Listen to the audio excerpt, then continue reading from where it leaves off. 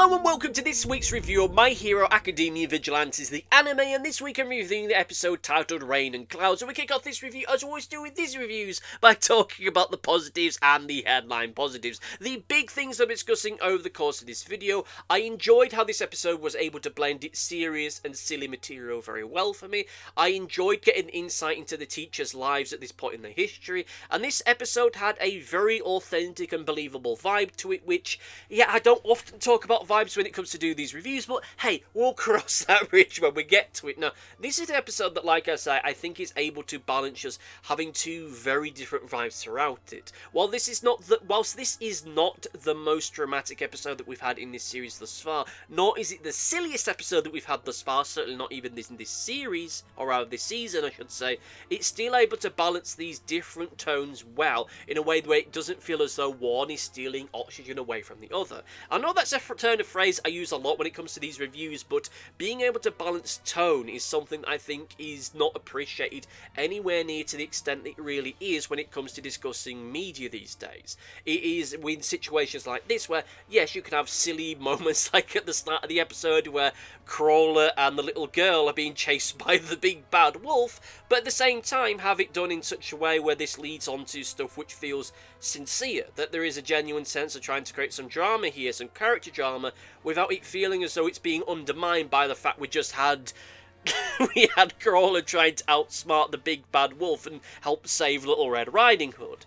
And this is an episode that's able to do that well. This is an episode that kicks off with the discussion with Eraserhead talking to Midnight, and him, we get the suggestion about there being darker elements to his character, which, whilst we do know what those are from the main series, because if you've watched the entirety of the main series, you know where this is going, this isn't a point in his life where we're starting to tackle that, and that he, as an individual, is starting to tackle that. It's his moment to try and move beyond it, to get beyond it, and to deal with the trauma that he has in his past. Now, we'll see how this goes as far as this particular season is concerned, but in the here and now, we are at a moment in his life where he's not a teacher yet, and we have Present Mike and Midnight now being teacher. Well, Present Mike is going to be starting soon, Midnight is already a teacher, and how this has and may end up enriching their lives. Eraserhead doesn't want to get involved with that for reasons which we get a hint of in this episode and will have elaborated upon us later on.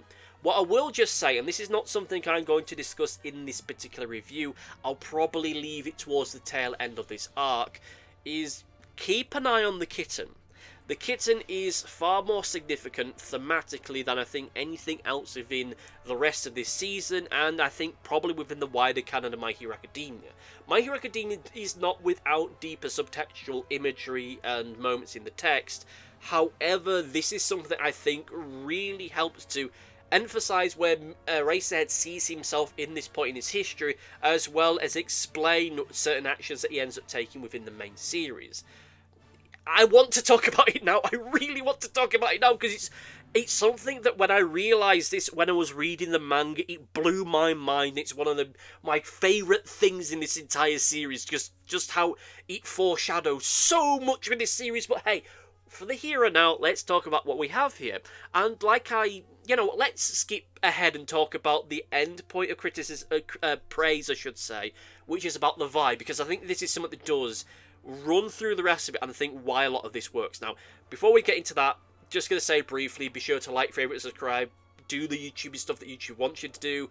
I thought that we were out of the woods with this, and technically we are because YouTube isn't coming down on us at the moment, but I have heard on the grapevine that YouTube is, for some reason, coming down on channels that are mostly like this one, where it's more audio-based, because they think it's all AI now. It's all AI fake accounts coming through, which that wouldn't be a problem if you hadn't embraced it to the extent that you did do, but that's a rant for another time, so be sure to support this channel in whichever way that you can.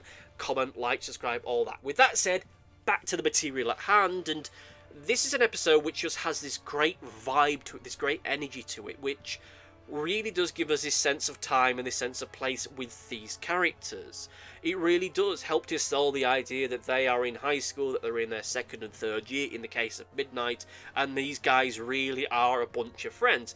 not entirely sure how Midnight fits into all of this, but at least these core three, the three dumb amigos, or however they say it within the main series, this is an insight into them and their group and their unit, and the moments we get with them outside of class, or the little character moments like we learn that Present Mike has his own podcast, are these fun, really endearing, at times silly moments which, while silly as they are, and as goofy as they are, and as fun as they are, they don't feel out of keeping with these characters. It doesn't feel as though we're doing anything with them that feels as though it's jarring or it's taking us out of the moment. These moments feel as though they are character bits. These are aspects of course Present Mike would have a podcast. Of course he'd be a social media guy. That's just what he'd do. Of course Eraserhead's going to struggle with the dance class and all the more social side of being a hero. That makes sense of his character. And we have the bit with Oboro, with him just being so brash and wholesome and friendly that he saves kittens as he goes along and gets changed in the middle of the classroom, because of course he would, because he's just such a confident individual. And this whole work to really set this feeling that these characters and this moment, they do know each other quite so well, and that these three guys, despite their personalities, they're not the big popular guys in the class.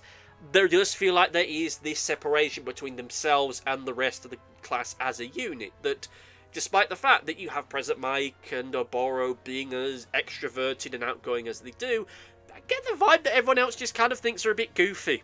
And that really helps sell these as characters. That these are not characters who are the biggest, bestest, and most admired. That these are characters that are just kind of goofy dummies, and that makes them more endearing, but also sells into the moment. And we do get the moment where Eraserhead is in the physical training task, and the explosion guy that he's fighting just gets really pissy with him because he can deactivate his quirk, and that Eraserhead isn't really able to do melee hand-to-hand stuff, which leaves him at a weakness, and we just get this great insight to who he is as a character.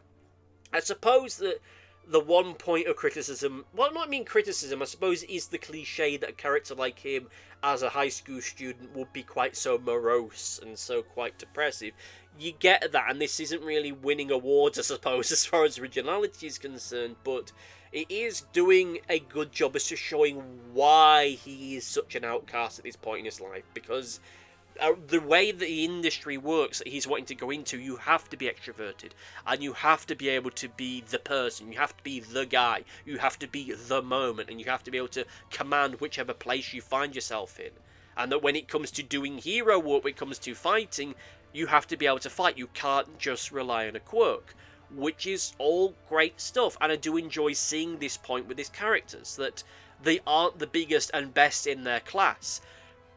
Eraserhead has above average grades. The concern that Oboro just might not amount to anything, he'll just go floating through life, and that Present Mike is just going to be a jack of all trades, master of none, because he just has such a diverse set of skills. And these are the kind of discussions and thoughts that teachers will have about their students, and the discussions they have about what they can and cannot do, and whether or not they're good for the course that they are on.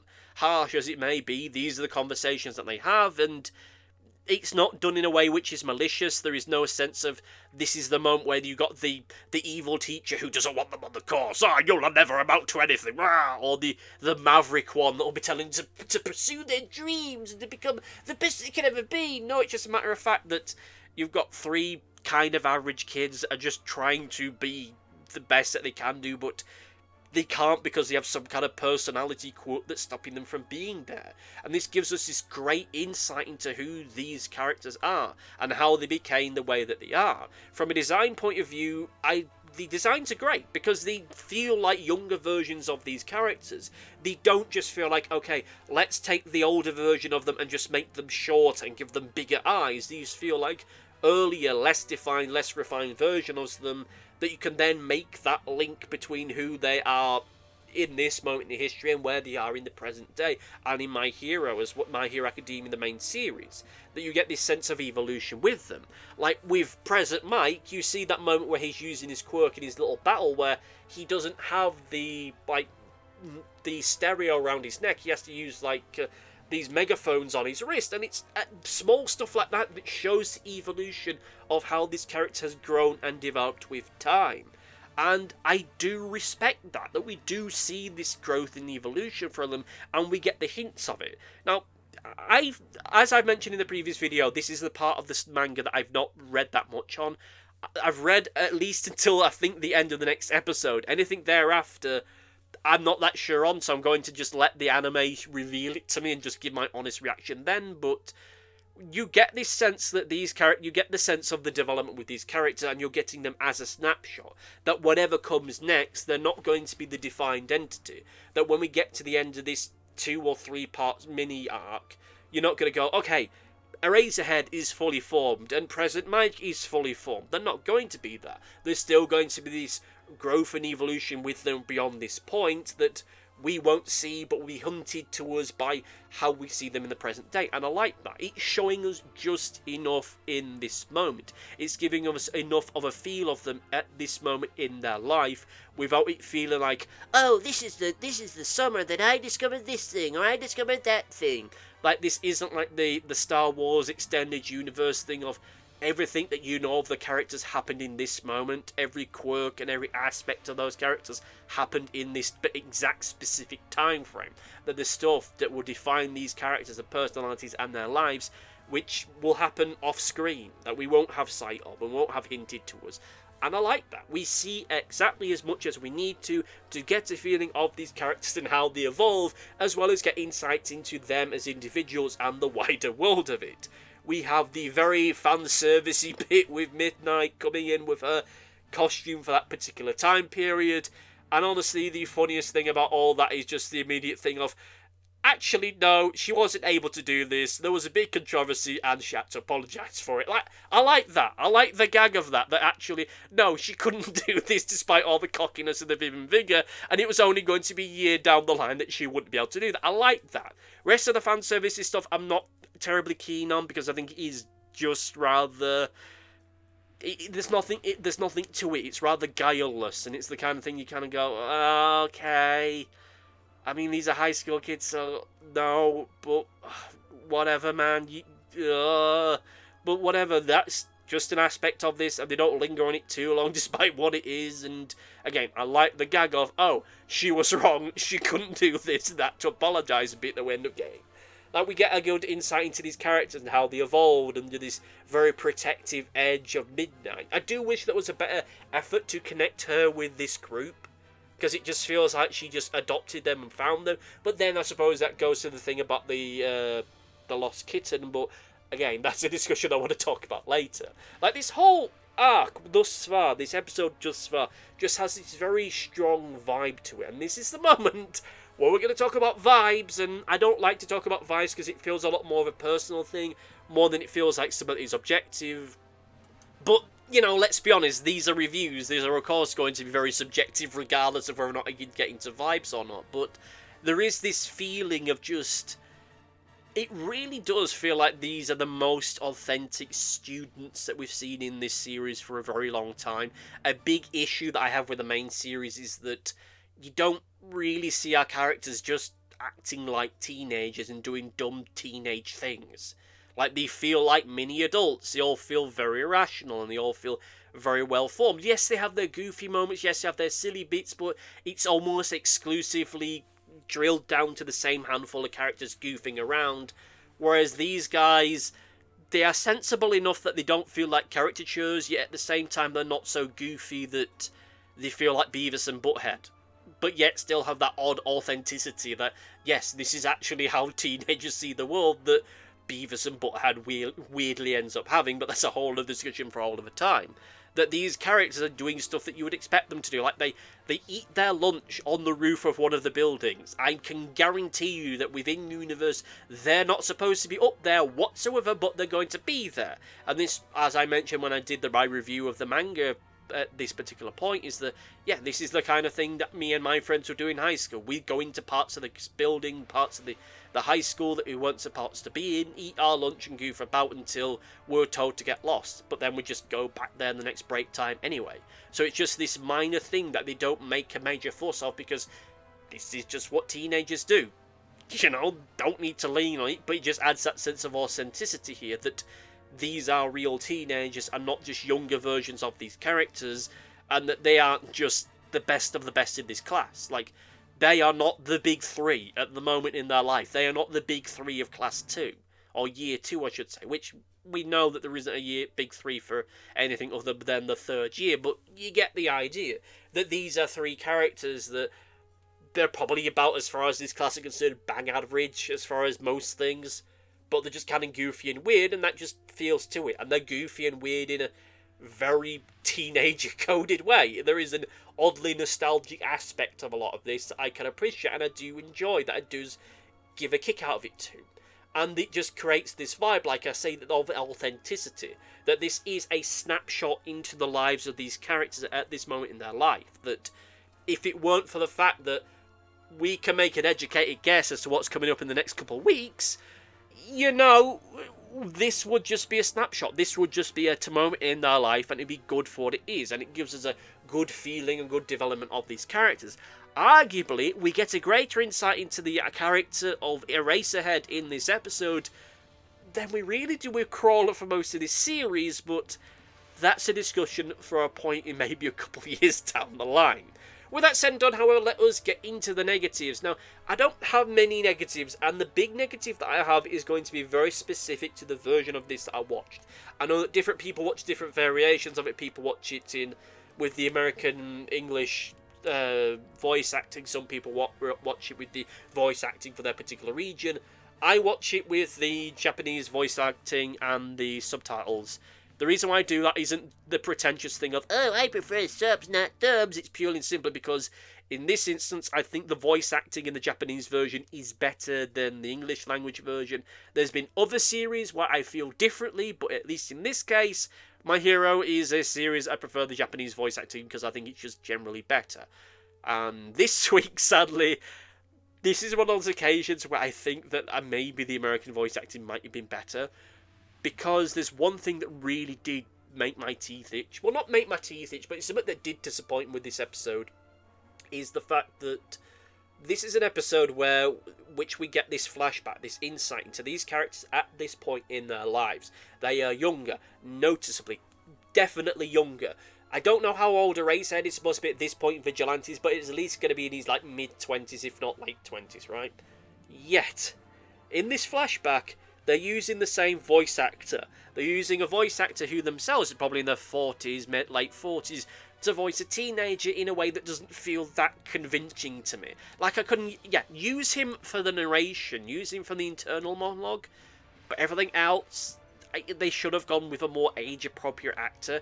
It's a minor thing, I will admit, but it just kind of takes something at that moment. Not a massive thing, as the strength of the voice actor, the strength of the writing, the strength of the animation is still good enough to make up for it, but it is one of those aspects which I'm going to go out on a limb and say that the English language voice version uses a younger actor in that, or at the very least maybe pitch bends the voice to make them sound a little bit younger. I don't know, I can only speculate, but still, as far as criticisms are concerned, that's a small one, particularly in bearing in mind how negative I was towards the last episode. With that done and done, however, and with that done and said, however, let's get into the overview and say that, look, I know this is going to seem like damning with faint praise, but I like this episode significantly more than I like the last one. This feels, again, like we've had for most of this season up until this point, and pretty much since the final 4 or 5 episodes of the previous season. Actually, if saying final 4 or 5 doesn't work given how short these series are, but you get the idea. The final few episodes of last season and this season up until last week, this feels more like it's feature complete. It feels like more of a singular episode. There's more of a singular focus, and it works to really help us to develop these characters, give us an insight into this moment with them, as well as then set up for what comes down later down the line. I don't think this does this quite as successful as other anime series I've seen recently. I think this is a point of criticism that I'll keep maybe for another couple of weeks, if not to the season review. I don't like comparing different series in this way, but I just feel like there's a few missed opportunities here. But nonetheless, good so far. Interested to see where they go with this. With that said and done, however, let's get into Comment Corner.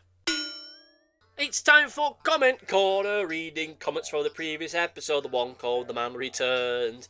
And we kick off once again with Big X1, who says, It was fine for me, not as bad as you found it.